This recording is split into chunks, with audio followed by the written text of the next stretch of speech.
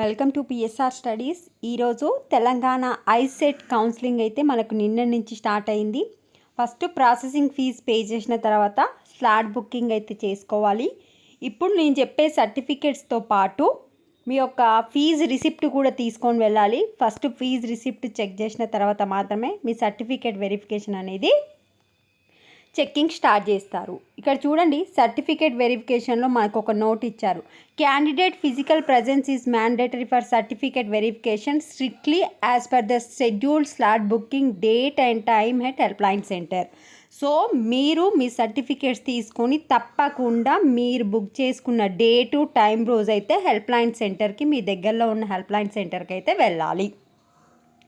మరి ఏమేమి తీసుకెళ్ళాలి అంటే, ఇప్పుడు నేను చెప్పే అన్ని certificates original certificates and 2 sets xerox copies అయితే తీసుకెళ్ళాలి. మళ్ళీ అక్కడికి వెళ్ళి జిరాక్స్ సెంటర్ ఎక్కడ ఉందని వెతుక్కోకుండా 2 sets xerox copies, all original certificates. First వచ్చేసి ఫీజు రిసిప్ట్ పెట్టుకోండి. Next 2024 rank card, 2024 TS I CET hall ticket, Aadhaar card, SSC or its equivalent marks memo, intermediate or its equivalent memo cum pass certificate, degree marks memo, degree provisional pass certificate, study or bonafides from 9th to degree, transfer certificate TC, income certificate అయితే స్పెషల్గా mention చేశారు. ఈ జనవరి నుండి తీసుకున్న income certificate అయి ఉండాలి. EWS certificate కూడా ఈ ఇయర్ది అయి ఉండాలి. ఈడబ్ల్యూఎస్ అంటే ఎకనామికల్లీ వీకర్ సెక్షన్ 10% ఆర్ ఏదో సమ్ రిజర్వేషన్ ఉంటుంది. ఈడబ్ల్యూఎస్ సర్టిఫికేట్ ఓసీ వాళ్ళకు ఉంటుంది. ఈ ఇయర్లో తీసుకున్నది ఉండాలి. తహసీల్దార్ దగ్గర తీసుకోవాలి.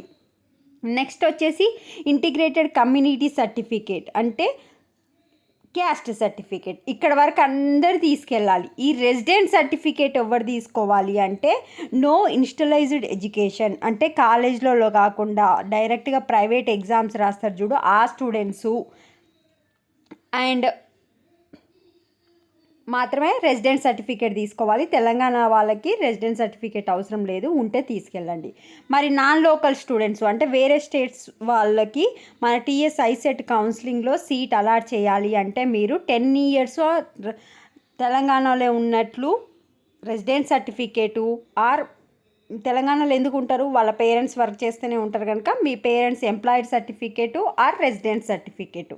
మైనార్టీ స్టూడెంట్స్ వచ్చేసి మైనార్టీ రిజర్వేషన్ జీవో 323 ప్రకారం పొందాలి అంటే మీరు మైనార్టీ సర్టిఫికేట్ అయితే తీసుకోవాలి. ఇవి నార్మల్ వాళ్ళకి.